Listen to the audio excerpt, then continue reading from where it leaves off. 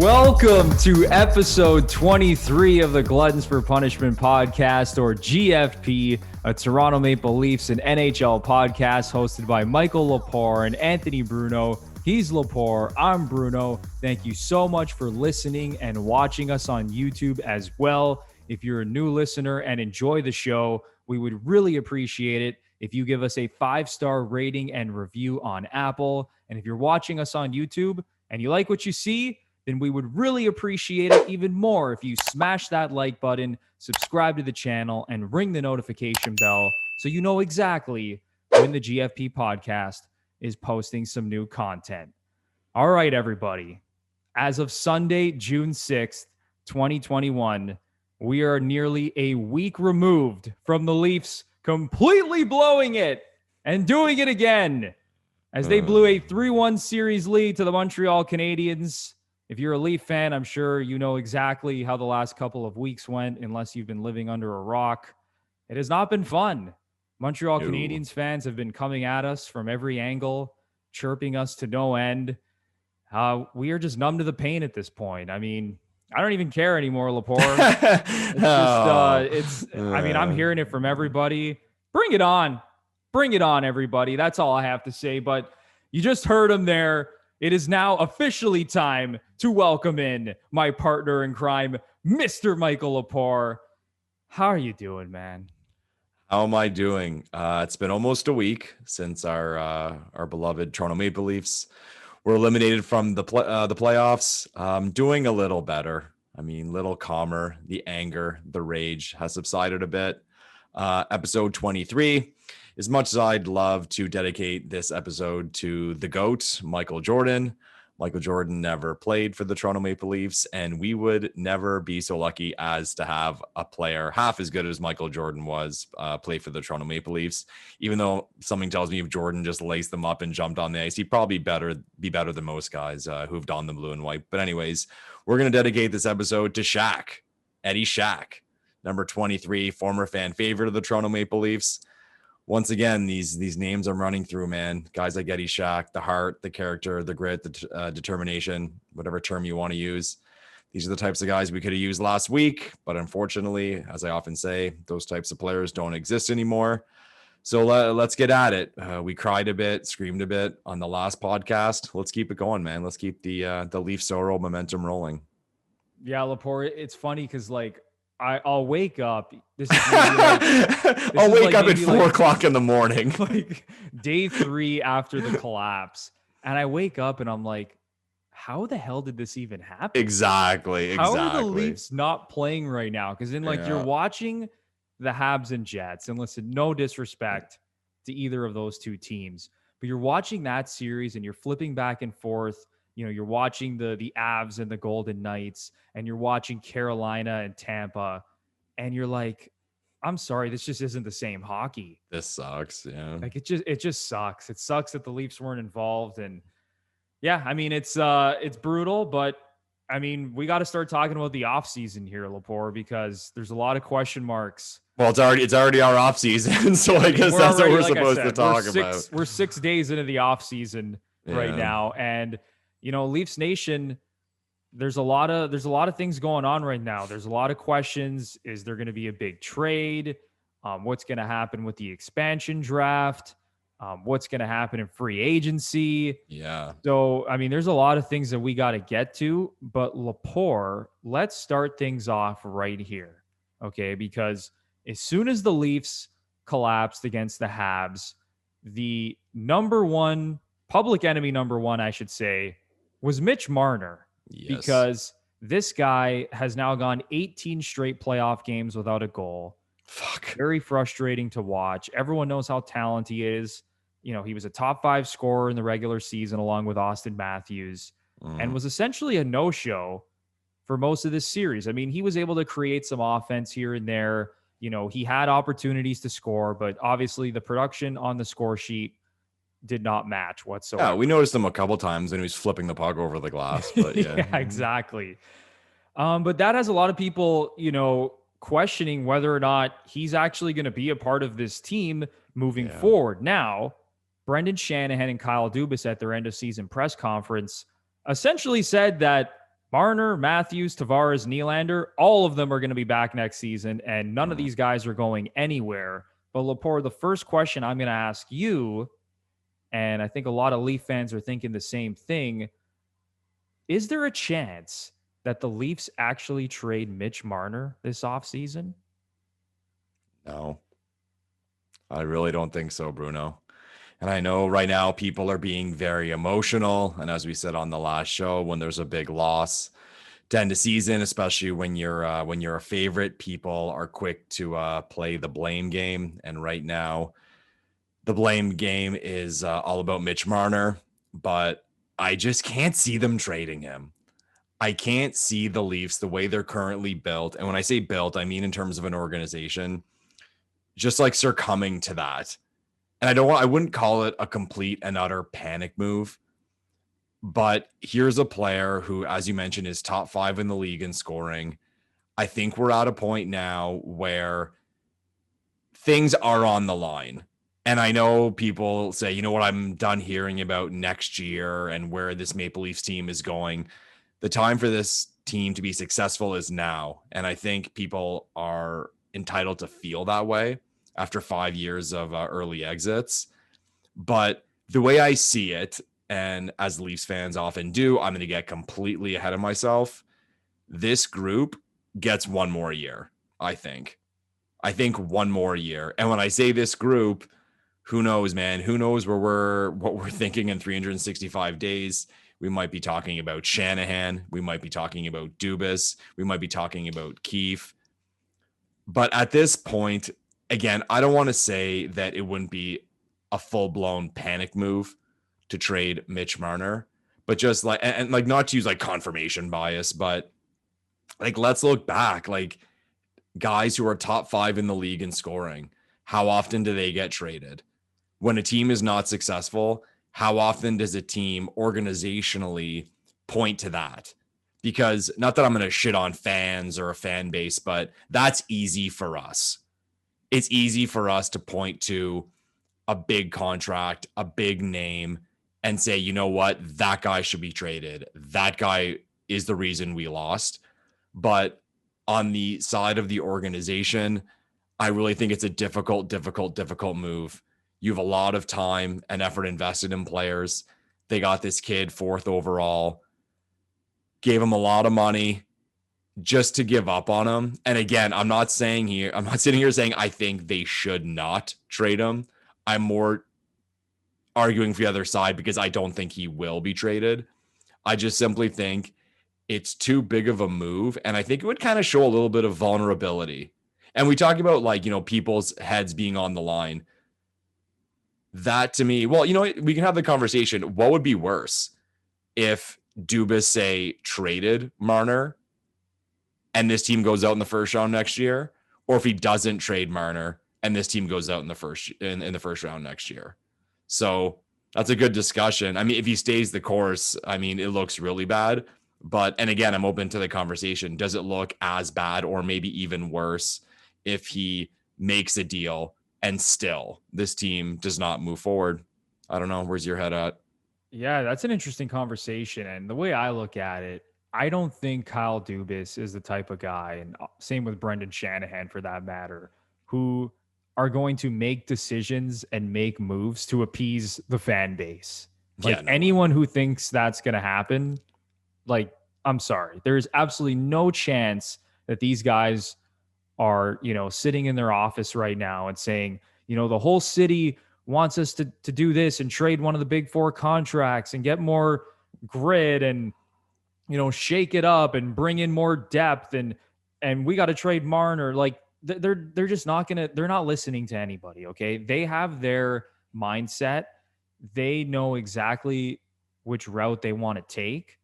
And this all started when Brendan Shanahan essentially decided that he was going to move forward with Kyle Dubas as his GM over Lou Lamoriello, right? They had a philosophy in place that they wanted to build a team, high speed, high skill, lots of talent and depth throughout the lineup.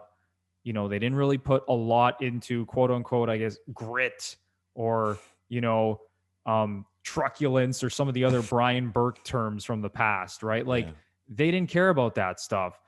But Lepore, I mean, to answer your question, like it would look bad if, you know, we run it back here with the exact same core and the same thing happens again and they lose in the first round of the playoffs. But that's why I say one more year. I think one more year. It's like, hey, no, now we're done. Like, this is craziness. Yeah. Now. And people could argue why are we not there now? But yeah. No, I completely agree. Like to give Mitch Marner the contract you gave him.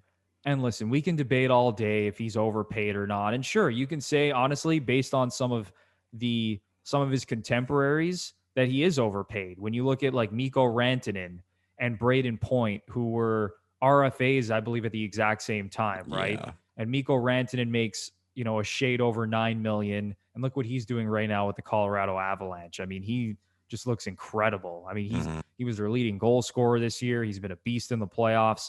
He's been awesome the last 3 or 4 years. And then look at Braden Point. The guy won a Stanley Cup last year, and he was essentially Tampa's number one center, right? Because Steven Stamkos was out with an injury. And Point, I think the people that were following that Lightning team over the last 3 or 4 years knew how good Braden Point was. Yeah. And it was almost like his coming out party in last year's playoffs. And now, obviously, in this year's playoffs, we're seeing him play extremely well once again. But yeah, when you look at those two contracts and Braden Point, who I believe signed a bridge deal for like $7 million over 3 years. I think Point too. I think the kick in the nuts to Lisa and I think Point that year he signed, I think he scored 40. Yeah, and man, he did. He had a 40 goal season.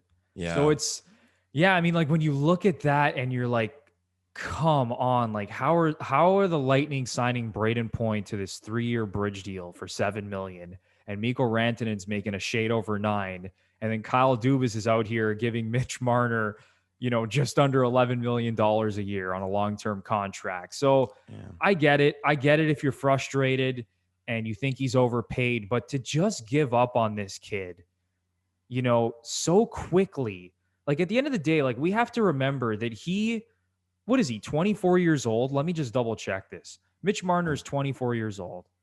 Okay. And I understand he's not 20, 21 anymore. Like you could argue that the new prime in the NHL is between like 23 to 27, right? Like you got to try to win a championship when your best players are sort of in that age range, right?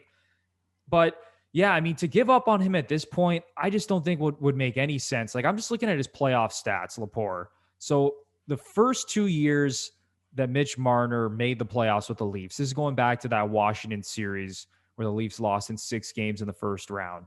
Okay. He had 4 points in 6 games that year. And then the following season against Boston in that 7-game series had 9 points in 7 games. So Mitch Marner's first 13 playoff games of his career had 13 points. Okay. And that's fine, right? For a young for a guy, 19, 20-year-old, yeah, to be a point-a-game player in the playoffs. And Kyle Dubas, actually, he even brought this up in his end-of-season press conference. He's like, Mitch has proven that he could be our best player in a series. And if you go back to that first Bruins series, you go look at the numbers, Mitch Marner was the Leafs' best player. Yeah, that was the whole thing that this kid should get. Remember, he blocked the shot. It was on the first one of the second one. He blocked the shot, and everyone's like, "Oh, he should get more than Matthews. He should be captain." It's funny, these things that come up now, right? That you remember. Yeah. Oh, yeah. I know. It's funny how all those narratives were flying around, and now everyone wants to run the guy out of town. Yeah, but, funny. Yeah, like when you look at that, right? Like he's proven that he can produce in the playoffs. And listen, I know, especially the last 2 seasons, 8 points in his last 12 playoff games, hasn't scored a goal in his last 18 playoff games. Obviously, the production in the postseason has fallen off a cliff, but this is a guy who has proven that obviously in the regular season, he can be one of the elite scorers in the league. He's proven in a playoff series that he could be your go-to guy or one of your, let's say, top 2 or 3 go-to guys. So to just run this guy out of town, when he's 5 years into his career and with all the talent that he has, I don't think it would be a smart decision, Lepore. And it's like, what are you getting in return for Mitch Marner? And that's always the talk. That's always the talk. But you're fully on the side. Okay, like there's 2 discussions here. There's like what we think should happen and what Dubas and Shanny will do. So we both think we're both on the side that they won't do anything. They won't move Mitch. But you also don't think they should. Like you're on their side thinking no way they shouldn't move him. Yeah, I don't think they should move him. And the big thing that I see in that discussion is like, what I just alluded to. It's like, what are you getting in return for Mitch Marner? You're basically going to lose any deal for Mitch Marner at this point. Yeah, something would have to be set up. Like people are bringing up like Dougie Hamilton, Seth Jones, like just to sign one of them. Like if it allows you to do that, that's part of the deal. But no, you're gonna lose the trade. The trade itself, you're gonna lose. I just think again, like on the side of why I don't think they will, not necessarily my opinion. We all know how much of an advanced stats guy Kyle Dubas is, and again, like hate to break it to everybody, but all the luck that's involved in winning a hockey game or winning a series for that matter. The fact of the matter is, the more you score, the greater the chance, like the quote unquote better team with the underlying numbers has to win. Because in a lower event game, it's more possible for the weaker team to get that one bullshit moment where a puck goes off someone, a power play, a deflection, and you win 2-1. Whereas if you're scoring like crazy, that has to happen in a greater magnitude for that quote unquote weaker team. So to have a scorer like Mitch Marner, I can't see Dubas like looking at that again with the type of mindset he has and making a deal like that. Like I think, and I'm trying to get into Kyle Dubas's head here, but from what I know and from what I've read about how Kyle Dubas sees the game and sees like a path to winning games, winning series, winning championships, I think a player like Mitch Marner is just too important for him. It's just way too valuable of a player offensively. Yeah. And again, like people can argue against like the whole thing of underlying numbers or advanced stats and how it's all bullshit because of what we just saw. And at the end of the day, it is the truth that, I mean, in the playoffs, it's a small sample size. Like we've gone over that series against Montreal, and based on underlying numbers and metrics, it's hilarious that Toronto lost that series, but at the end of the day, it doesn't matter. They lost the series and right now they're at home. But I just think like on the grand scope of how Kyle Dubas sees the game, he's not going to trade Mitch Marner. And that's for like my opinion on as to whether they should. I'd have to see the deal. And I know that's like a cheap way to get out of the argument, but I'd have to see the deal on what comes back. Hell, if someone came to me and said one team wants Marner and Matthews, I mean, nothing's off the table. Like the one thing I have been proud of about the Toronto Maple Leafs in this new sort of like Matthews Shanahan era, the Shanaplan we'll call it, is that they sound cheesy. They run like a corporation. There's no bullshit. There's black and white. There's no emotions here. Like, look at the guys they've gotten rid of, these guys they've developed, like Kapanen, Connor Brown, like Kate. Nope, the value's not there. Who played a big role on that Marlies team that won the Calder Cup in the AHL. Yeah, he won the MVP of that tournament of that run, and like time to move on from these guys. Let's go. And people can call it cold-blooded or whatever, but no, like I think to be successful, you have to operate like that.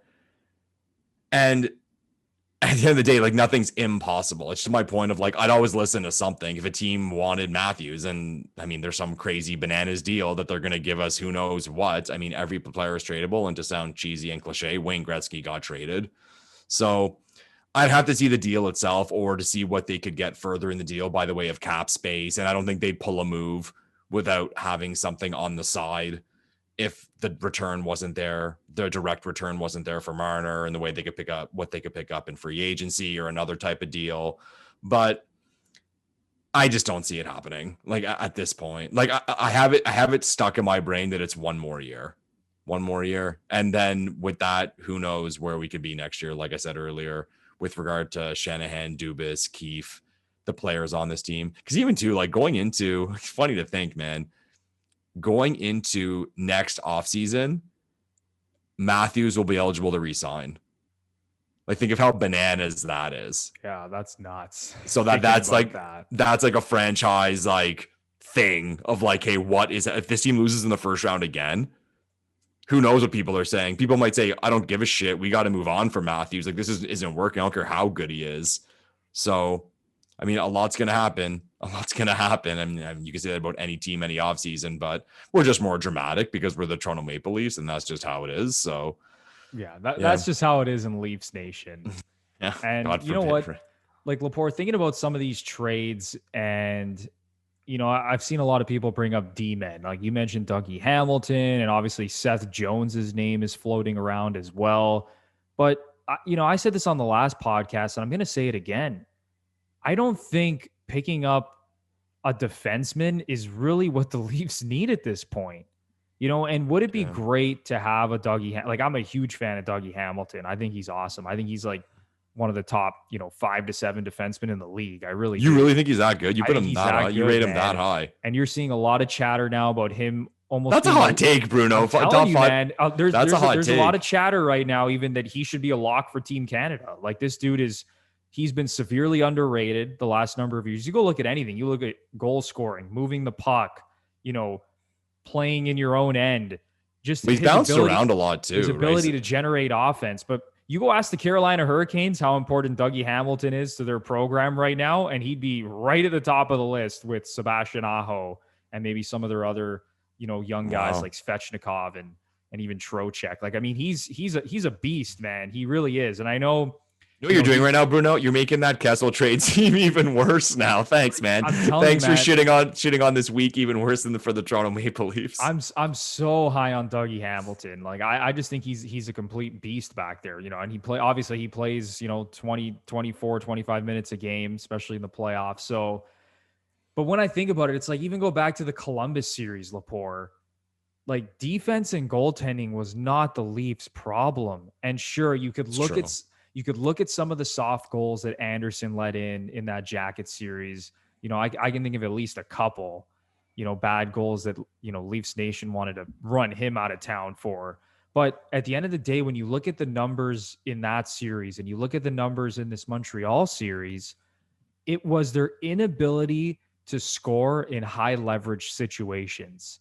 Yeah. That was the problem. And you would never think that would be the problem of this Toronto Maple Leafs team with the way that they're built, with the way that Kyle Dubas, thinks about building a championship team and how he loves playing that aggressive offensive style. You would think the last problem the Leafs would have in a playoff series is scoring goals. They allowed 14 goals in 7 games and one was an empty netter and they lost. Oh my God. It's unbelievable. I told you, man, I wake up almost every day thinking, what the fuck happened? It's like a new stat comes out. It's like every time you turn on Twitter or like you go, it's like a new stat comes out on how they just like how they lose. It's fucking brutal. But. It's crazy, man. And even going back to what you said a little bit earlier in the show, like in that Habs series.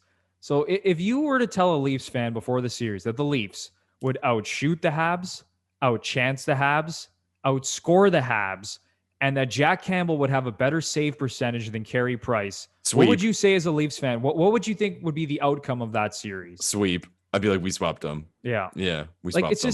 It's insane to think about that the Leafs essentially out everything the Habs in that first round series and still lost. That's why too, like back to like this conversation about Marner. I think that's why too, and how the one thing I'm really proud about this organization lately is that they've run like a corporation. I think they can be calm like that and look at that and just say, like, how did we like losing this series based on how everything went and even losing John Tavares? Like, and I know like, yeah, Marner didn't play well anyway, but let's face it, like the narrative would be different if Marner didn't play well and we were playing Winnipeg right now. Someone actually pointed out, and ironically enough, he scored the winning goal last night, Barzal. I think it was at that point, going into last night, Barzal and Marner had like this identical stat lines, but it's just like in this year's playoffs. In this year's playoffs, yeah. But when you win, it's like, okay, he'll just pick it up when his time comes, and he'll score eventually. But when you lose, it's just everyone shitting on you. And I'm not saying that's unfair. I'm just saying that's the reality of it. Like fingers come pointing when you lose, and when you win, you're just given more time to succeed. And like I said, Barzal scored the winning goal last night. But yeah, like that's just, to the point of this whole thing of like as to whether he'll be traded or not. Back to like my point of how I don't think he will. I think that's a big thing with that decision. The way that it was hard for the Leafs to lose this series based on the underlying numbers, which we know Kyle Dubas is very close to. So. Yeah, I mean, it's as simple as that. And I don't think Kyle Dubas is going to, move away from that line of thinking. especially after what happened in this series with Montreal. And it really is as simple as that. When you're Kyle Dubas and you're looking at all those underlying numbers and all the things that actually went the Leafs' way, and they still not the things that lost. went their way, the things that nothing went our way. No, but nothing. I know what you're saying. I know what Yeah, you're saying. no, I'm making fun absolutely. of you. I mean, nothing ever goes the Leafs' way. I mean, it's been over 50 no. years and nothing's gone their way at this point. But yeah, like when you look at everything, the shots, the chances, the goals, the goaltending, like it's almost impossible that the Leafs lost that series. So I think the way that Kyle Dubas thinks with his analytical mindset, he's just going to keep going exactly with what he's been going with, right? Yeah. And again, we're not arguing for this. We just think that's that way that guy with glasses thinks. And yeah. Exactly. And Lepore, that brings us into this conversation now. We talked about Mitch Marner, but how about the rest of the big four? And the question I will pose to you, and before I get to that question, I'll just say this. A lot of people are saying that, you can't win a Stanley Cup based on how the Leafs have their salary cap right now, how they're paying four guys a large portion of the $80 million salary cap, give or take around the $80 million range, whatever it comes in next season, that it's going to be very difficult to win a championship when your team is structured that way. So here's the question I'm going to ask you, Lepore. Can the Toronto Maple Leafs be successful with these big four contracts in place? And when I say successful, let's not even talk about winning the Stanley Cup. Yeah. But can they win a playoff series? Can they make a deep playoff run with these big four contracts in place right now? Be successful. I think they can. What I think the big four contracts say, to me anyway, is that it exactly points to where this team has to find value. Like, let's face it, like they would not be looked at the same way. Let's say if it was two forwards, two defensemen. And I'm not going to, or even like say maybe a goalie making big money. Like people would say, oh yeah, they got star players, but it's balanced. People look at the fact that it's four forwards. Now you look at any team in the league, you see how they're built, whether it's a lot of firepower with their forwards, a strong D-core, a goalie who makes a boatload of cash. Teams have to find value somewhere. And let's say a team that's balanced, well, then they have to have value throughout their lineup. To me, it's just that you look at it and you say, well, they have to find value in depth, defense, and goaltending. That's where they have to find value. And what I've always thought is that there is the argument that it's easier to find value in those places. And people would freak out at that answer, I'm sure, but like, give me a second here. So I've always pointed to the idea that people will point to a star player and how much money they make and if it's too much or whatever. But when you look down the lineup on certain teams, you'll see like a third liner making $4 million who deserves $2 million. Yeah, like the Vancouver Canucks. Yeah, exactly. Like Jay Beagle, exactly. And Antoine Roussel and guys like that. And I've always said it's the same thing because people see it almost like percentage wise, but no, sorry, they see it just numerically. Like this guy makes this amount and it jumps out. But no, as far as percentage of the cap goes, okay, well, if you have $8 million in overpayment throughout your lineup, well, that's 10% of the cap. It doesn't matter where it is, if it's in high-end players or lower players, or even if it's fair money. Like, say, if you look at those four players, I don't think, with the exception of Marner, we touched on this last week, yeah, you could say he makes a little bit too much, but even then, top five scorer in the league, like, this guy's a star player. He would get that money someplace else. You look at how the deals are structured in the current CBA, entry-level deals. You get a guy in the lineup on an entry-level deal who's a consistent NHL player and contributing, there's huge value in that. Huge value in that. You sign a Jason Spezza, there's huge value in that. Bogosian, incredible value. Jack Campbell, incredible value. It's easier to find those guys and get value from those guys than to find value in a guy or a group of guys who are going to be point of game players. It's almost impossible. Like those guys that you have, if you could, I'm not going to argue with the idea of like locking those guys in. I'm not, because at the end of the day, those are the hardest players to find. Where the Leafs have to be successful or have to, I'm going to say, get lucky, they have to hit the jackpot somewhere. And I know that sounds like people say, well, easy to say, but if you look at it historically, the teams who say win Stanley Cups or are consistently good, the Leafs haven't really been lucky with that. Like you look at their star players, like, okay, John Tavares was a free agent and they paid for him. Matthews was first overall. We got lucky with Marner in the way that the Coyotes picked Strome ahead of him, but he was still a fourth overall pick. Nylander was a high first round pick. Morgan Riley was a high first round pick. These guys, I'm not going to say they were supposed to be what they are, but you know, they were blue chip guys. Like these were guys who we could assume, yeah, these are guys who are going to be in our lineup for a long time. Where when you look back at the teams that do win a Stanley Cup or multiple Stanley Cups, they'll have like a random like trade where there was some throw-in guy who ends up being like a good second line player. Or like I always look at Chicago. If I remember correctly, Duncan Keith was drafted in the second round and Sharp was like a throw-in on a deal with Philadelphia. It's like they won the lottery with that. Like you got Duncan Keith in the second round. And again, people always say, oh, but that's their scouting. I always laugh at that because what I would say to that is, well, they picked someone else ahead of Duncan Keith, which means that they thought that player was better than Duncan Keith. And I'd have to go back to see. I always laughed at the Red Wings, the comments about the Red Wings, like, oh, they're scouting. They drafted Zetterberg in like the 7th round. Yeah, that means they skipped over him like 5 or 6 times. Like they were same with Datsuk. Exactly. Like it's like, get out of here. Well, what was it? The one Lidstrom.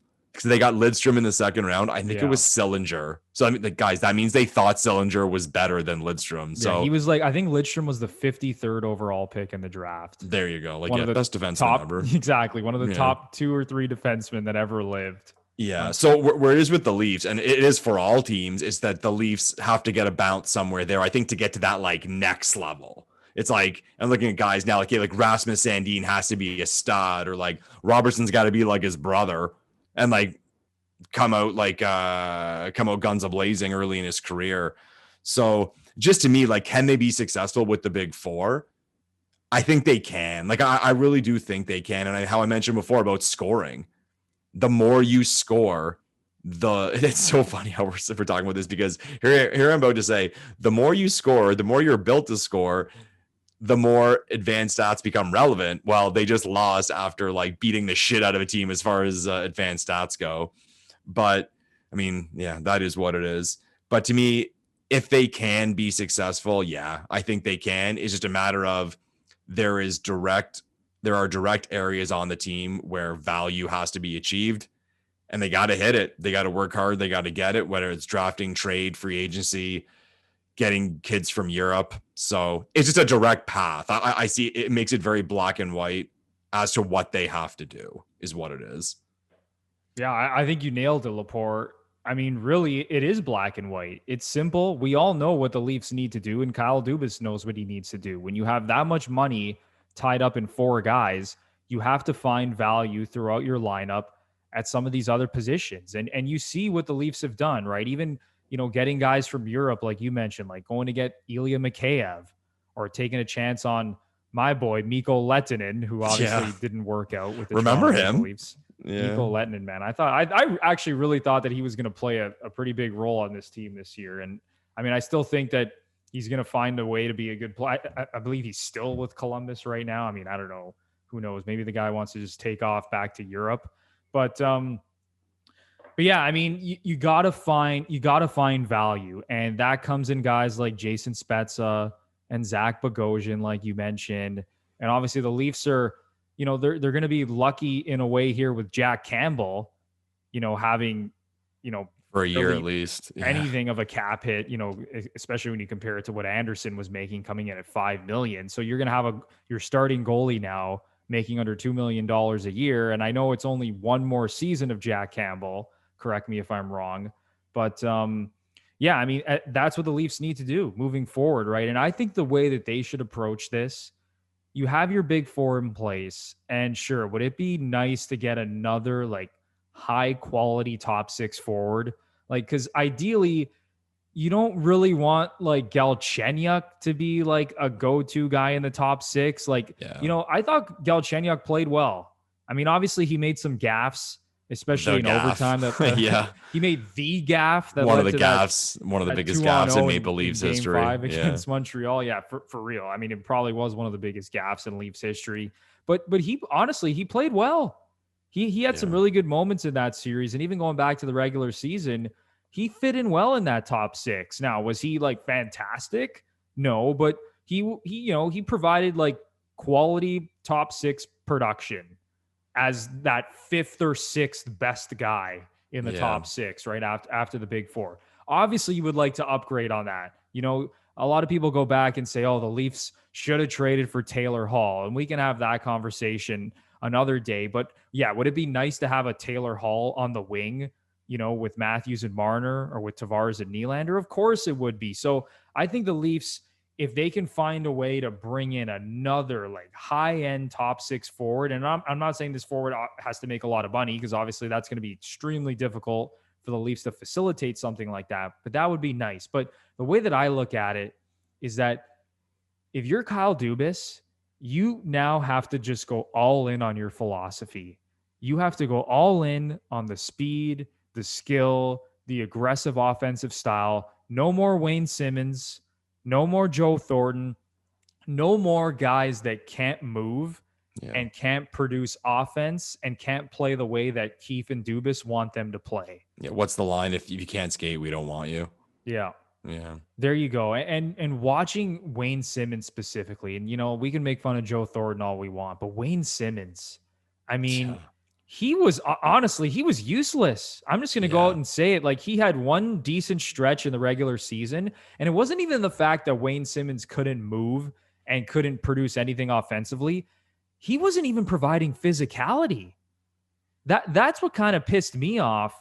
Watching him play throughout the season is like, I didn't even think it's like he wasn't even fast enough for his physicality to matter. Exactly. That's a good way to put it. Like the worst thing you can say about a player, especially a forward, is I didn't notice you. Yeah. And there were a lot of games I didn't even notice him. Just did not even notice him. It's like he wasn't even fast enough. He wasn't able to move his feet quick enough to lay a hit or be, a physical force or be a great player in terms of cycling the puck down low and creating opportunities below the goal line. Like, I was going to say, even like on the power play, being a big body in front, like kind of being like a JVR, like not even that. Yeah, being like the Wayne Simmons that we saw in Philadelphia. And listen, no one thought we were going to get the Wayne Simmons from Philadelphia, almost leading the league in power play goals and things like that. But it's like, this dude just completely fell off a cliff. So I think if you're Dubas, you're going back to the drawing board. You are just completely moving away from any player like that. You're not bringing in anyone for their experience and their grit and their physicality. You are bringing in players who are going to move, who are going to create offense, and who are going to cause problems playing in that bottom six against lesser matchups. Yeah. And is it going to be difficult to find, two more Jason Spezzas? Yeah, it probably is, because Jason Spezza, listen, he's not a $700,000 player. We all know that, okay? And we can even get into that conversation. That dude has all the leverage in the world going back to the table. He could be like, look how many points I had per minute played, right? I believe if you look at like the underlying numbers in terms of like 5-on-5 points per 60 minutes, he was like one of the best players in the league or something. Absurd. Yeah. So is it going to be difficult to fill your bottom six with a bunch of, Jason Spezza caliber players? Yeah, that's going to be tough to do, but there's no reason you can't bring in, another Ilya Mikheyev from somewhere, right? And like you said, Lepore, mentioning Nick Robertson, like he's got to be an everyday player in this lineup next season, and he's got to produce offense in the bottom six. So I think if you're the Leafs, that's where you need to go next season. Is you got to go all in on this philosophy. You got to keep that defense core in place. You hope that Campbell comes back and has a bounce back season, and then you hope that come playoff time, your team is healthy and you finally find a way to win a damn playoff series. Yeah, like to the point again about finding the value, it just shows that. And when I'm sure they knew this, or I expect they knew this when they went this route of those 4 contracts. They have a lot of confidence in the Marlies and their system. that they're going to be able to produce guys coming in on entry-level contracts. Because again, to the point of like paying the star players, if we could somehow create, and I know like Dom Lucian does it, if we could somehow create like some like objective model of like all the players in the league and how much they should make, and then see what they do make, you're far more likely to find a guy who's making, or get your hands on a guy who's making 2 million, who maybe deserves 4 million, compared to a guy who I think maybe makes 5 and is worth 7. Like, I think those guys exist, but I think they're a lot more rare. Like on those entry level deals, those guys trying to stay in the league, that's where you can find real and true value, right? And like even guys like in the past, remember like Tyler Ennis a few years ago, like he was a good pickup, like again, worth far more than what we were paying him. So that's the route they got to go. But one thing I will say about this big four and the contracts they got, these four, okay, you know, I'm not even going to say these four because like Willie was a little different, but I'm saying it more with regard to Marner and Matthews. Those deals piss me off. They really and truly piss me off. And I'll tell you why. I've been a Leafs fan my entire life. I'm going to be a Leafs fan for the rest of my life. At the end of the day, to sound corny, players come and go. I'm still going to be a Leafs fan. But being as objective as I can, there are certain advantages that exist when it comes to playing for the Toronto Maple Leafs. Endorsement deals, books you can write when you retire. These guys, you hear these stories of what these past players make, like showing up to golf tournaments and events. Everything that comes with being a Maple Leaf player is far greater. I don't give a shit what anyone says. It's far greater than any other team in this league. The brand is absolutely huge. You go on Mitch Marner's Instagram, every few days there's something new. There's a cologne, there's Red Bull, there's a, what was he doing, Range Rover he was doing? Yeah, this dude is like PlayStation. Like he's getting paid everywhere. I've even heard someone was telling me it came from, I think it was like Mike Eastwood. Like he had 1 year with the Leafs and he said, like, this is way back, but he would just get to his stall after practice and there would just be shit in his stall because like, oh, the Leafs signed a new deal with so-and-so and every player gets like whatever new electronic or thing because. And again, all these things that come with being a Maple Leaf.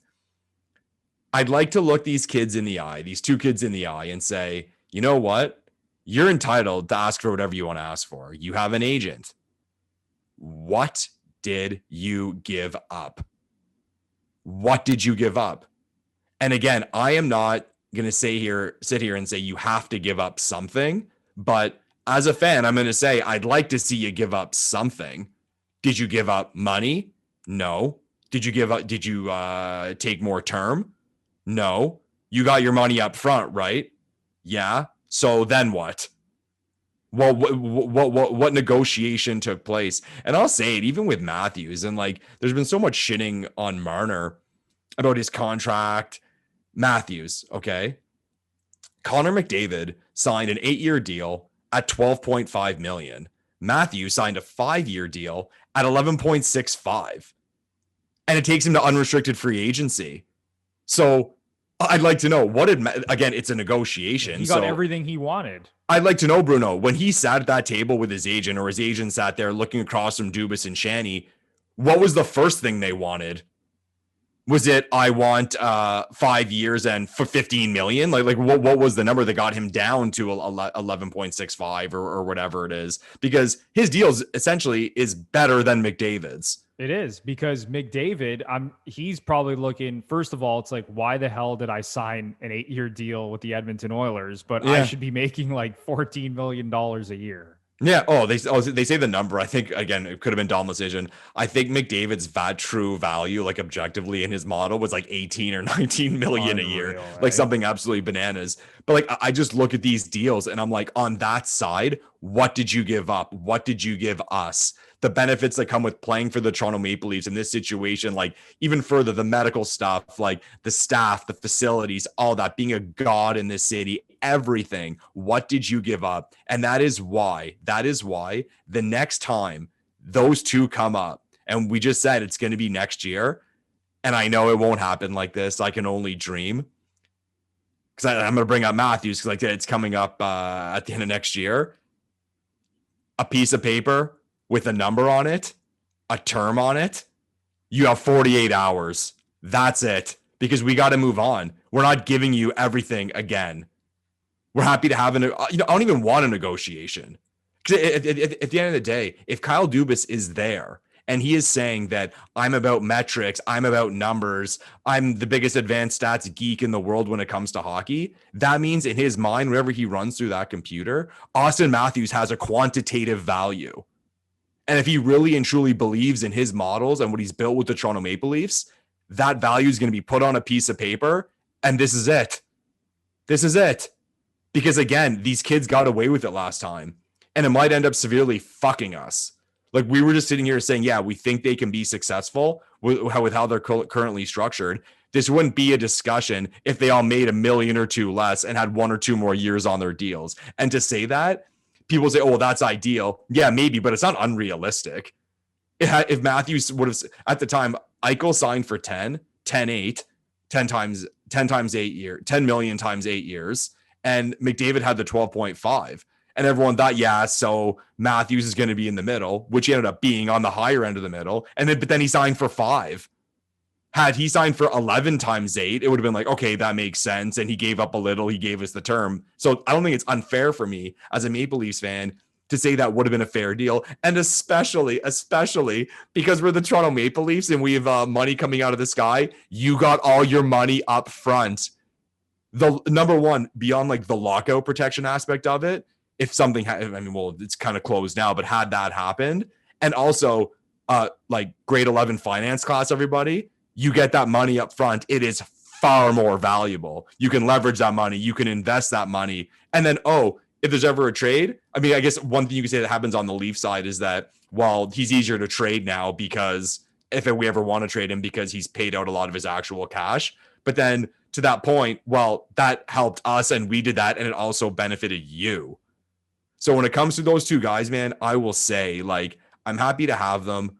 I want Mitch Marner and Austin Matthews to retire as Toronto Maple Leafs. And like, call me cheesy. I love the story that we drafted them and this and that. And I got to say, like, the romanticism of it.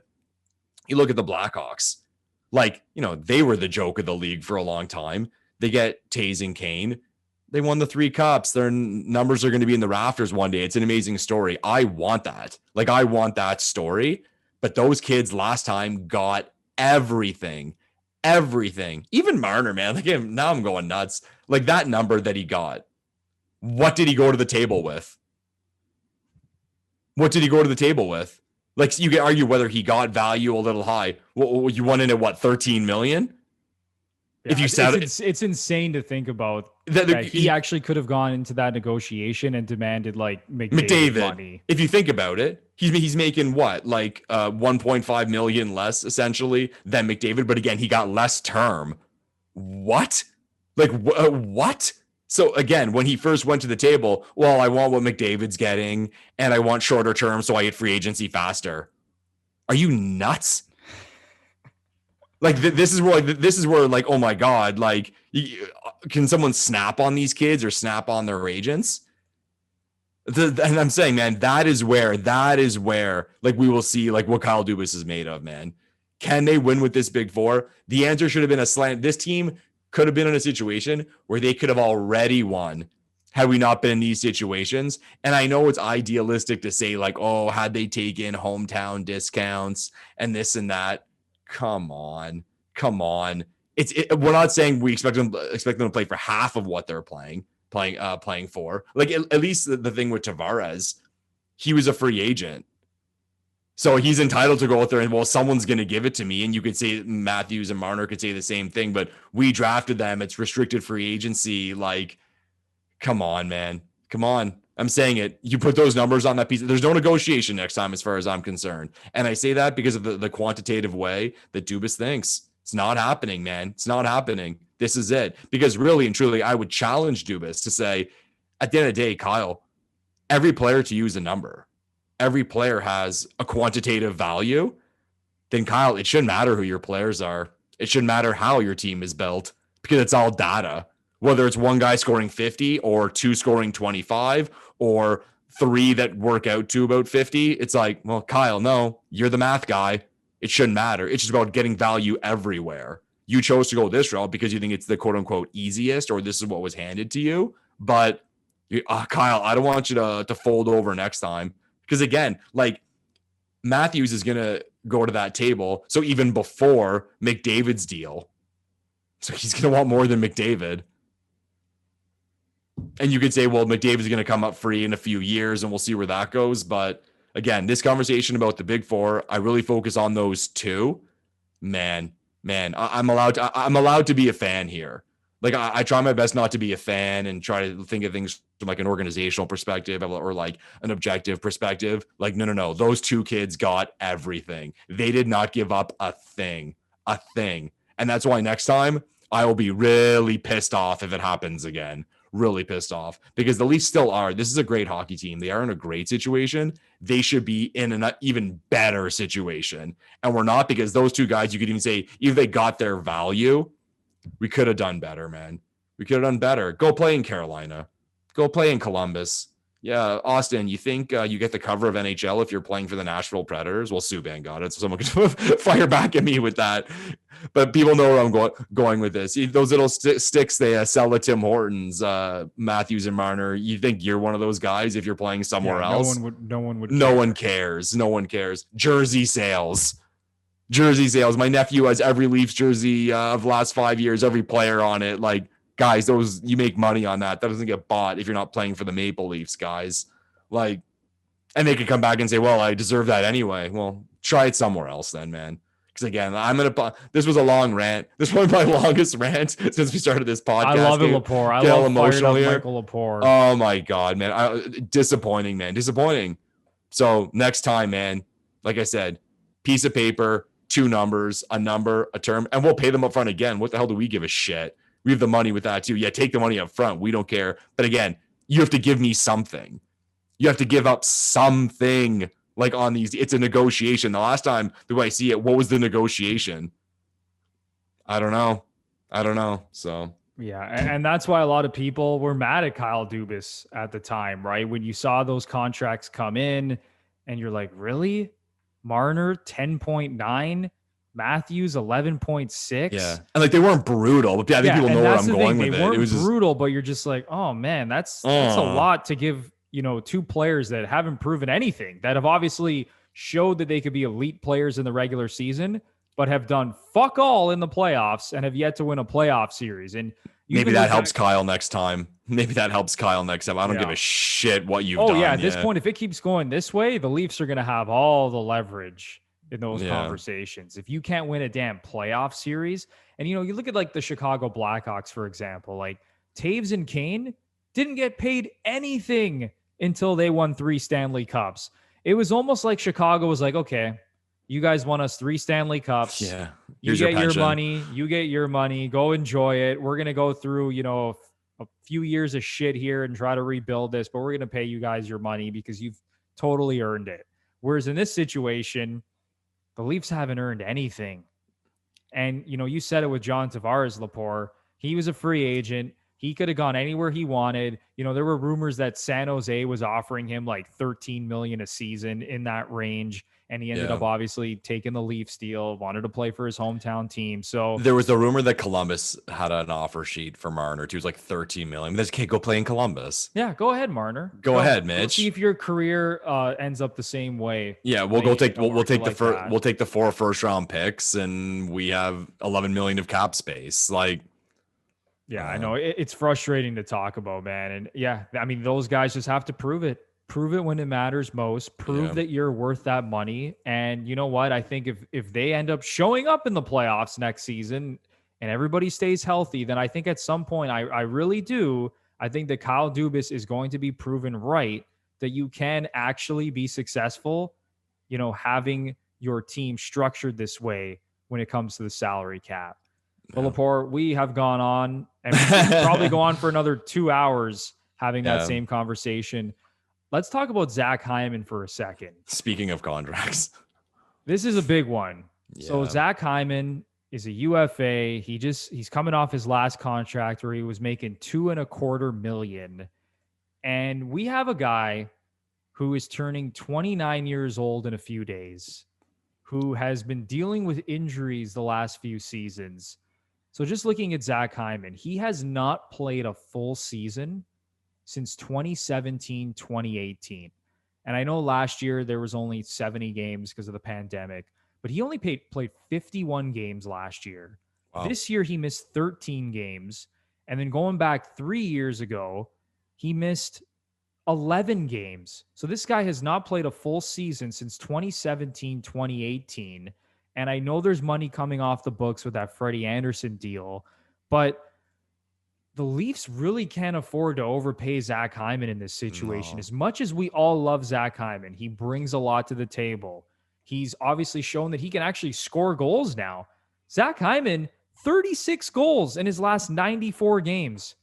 I don't think any Leaf fan would have thought that he would develop into the goal scorer that he's become, seeing him, back in his rookie season where he was just a hardworking blue collar player, north, south. I'm going to go into the corners, dig the puck out, be that hard-nosed guy to play against when I'm playing with the top players, whether it's Matthews and Marner, Tavares and Nylander, whoever. He can play with anyone. He's a very versatile player. But he carries the line. The underlying numbers for him with that regard are really strong.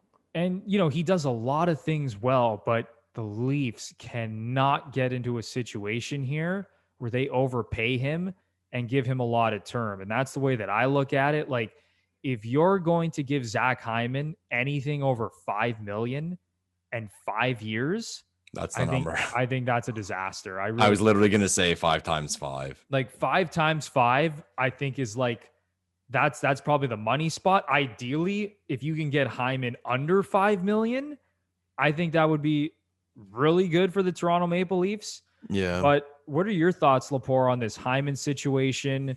Like, how much do you think the Leafs are willing to spend on him? Like, do you think 5x5 is probably the number that Dubas has in his head for this? It's got to be around there. Like, let's be real. But like, to our previous conversation about finding value in guys and the guys you have to pay, I think any fan of any team is okay spending big money and maybe even overpaying for a star player who produces bananas numbers. As much as we love Zach Hyman, that's not him.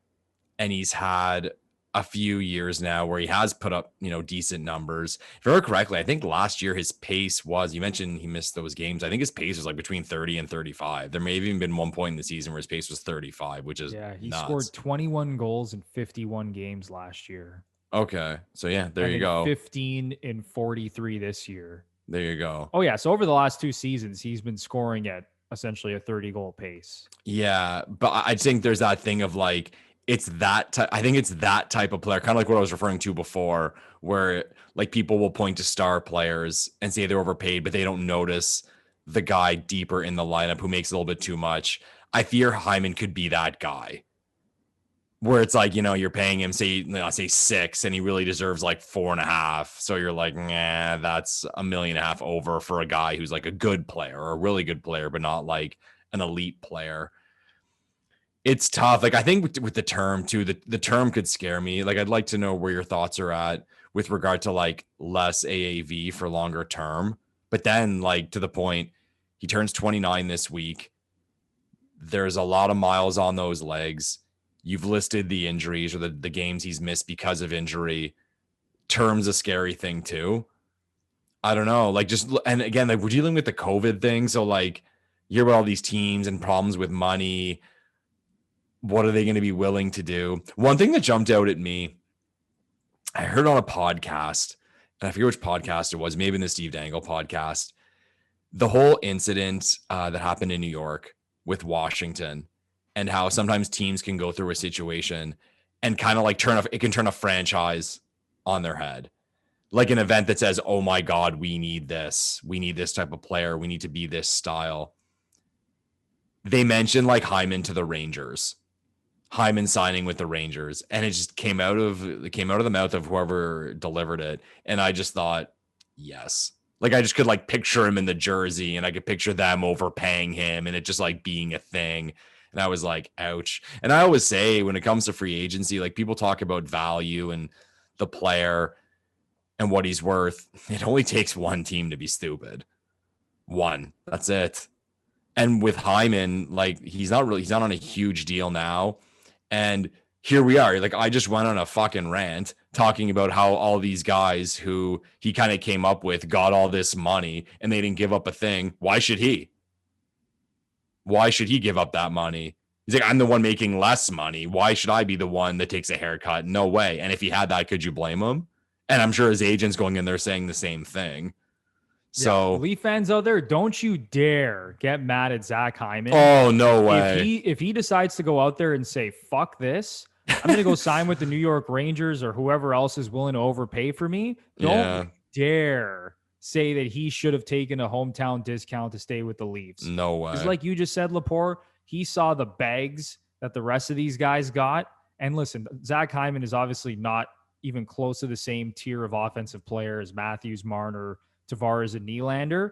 But if this guy wants to go out and extract as much value as possible based on the numbers that he's put up over the last few seasons, then you know what? All the power to Zach Hyman. 100%. It's going to suck for Leaf fans. It's going to suck for the Toronto Maple Leafs because I think he's a very important top six forward on this team. Because when you start looking down the lineup, I mean, it's really nice to have a guy that can score a 25, 30 goal pace who does the things that he does. And you know what? If he wants to go out there and go to the New York Rangers or some other team that's going to say, you know what? Let's pay this guy $6 million plus or something crazy. Yeah, he gets like a 6x6 or something. Yeah. Like why the hell not? Let's pay Zach Hyman. Let's try to change the identity or the culture of our team and bring in a guy like Zach Hyman. You know what? Go ahead, Zachary. Go and do what you got to do. Yeah, it'll suck, but go get paid, brother. I mean, yeah, it would suck, man. It would really suck. And as much as I just went on my rant about not getting attached to players, and I'm not overly attached to Zach Hyman, but when you see a guy go through your system, like he was drafted by Florida, if I remember correctly, came out of University of Michigan. Yeah, 5th round pick, 123rd overall, Florida Panthers in 2010. Yeah, there you go. 2010. Wow, that's crazy. I guess we just said he's 29. But funny how you think of it now. You're like, wow, 2010 he was drafted. Like so long late ago. Bloomer. I know it feels like, I know it's kind of crazy looking at that and saying, how the heck was this guy drafted 11 years ago? But yeah, I mean, he was a late bloomer, turning 29 years old. So yeah, that's going to be a very big decision for the Leafs this offseason in terms of what they do with Zach Hyman. What's the money? What's the term?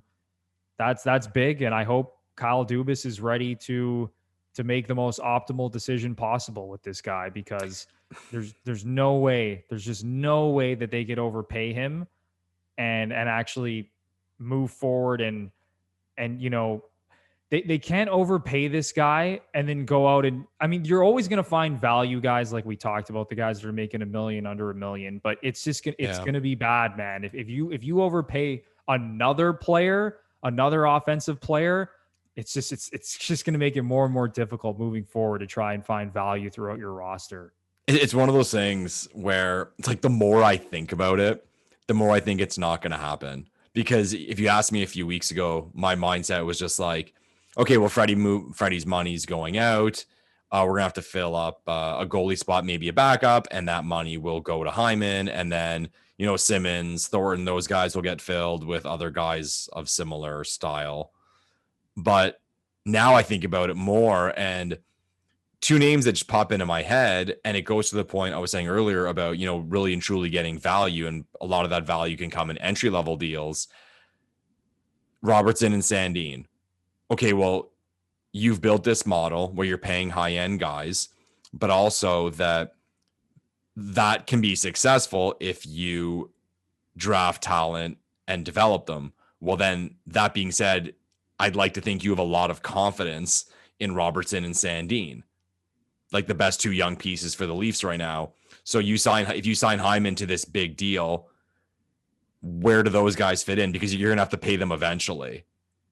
And like I said, like Matthews is 2 more years, and like Marner and Nylander are eventually going to come up. But those guys who are still young, I would like to think, if I could get in the brains of Dubas and Brendan Shanahan, they want all those guys to resign again. So then if you want to fit in Robertson and Sandin, that's tough. if you have Hyman, like at a big contract, and I'd like to think they hope too that say like a Robertson projects higher than Hyman, like based on his talent and like his 50 goals in junior hockey. And so again, we've already seen Janssen be a cap casualty. Same thing with Kapanen, Kasperi Kapanen. So like at some point, like the dam is going to burst here, right? Yeah. Like you can only pay so many guys X amount of dollars before it just doesn't make sense anymore. Yeah. So it's a rough one. Like this, like the more I get like logical with it and calm down and think like he's like another team offering him big money, it's tough. It's really, really, really tough. So I don't know, man. I'm not going to tell everyone to sell their Hyman jersey now to get the value for it, but I may be telling you that the more I think about it. Yeah, let us know. Let us know in the comments section. What do you want to see the Leafs give Zach Hyman? I mean, would you be comfortable giving him anything over $5 million? What is your ideal contract for Zach Hyman? We would love to hear from you. So Leaf fans, give us your thoughts. That would be awesome. Bruno, right now, like pen to paper, 5 times 5. If you're the Leafs, you do that done?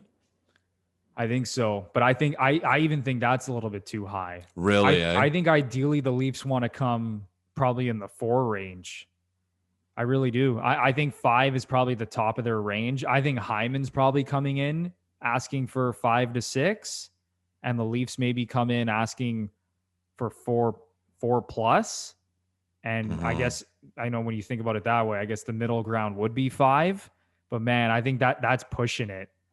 Because I think once you start getting over 5, you're just getting into trouble here, Lepore. Oh, yeah. I really do. Yeah, that job, once you just like envision like the 5 times 5, 5.5 times that you're like, and who knows, man, like the Leafs, they galaxy brain these things. Maybe they pay him an AAV that's a less than his real value, but he gets the money up front. Like I said, we like to do.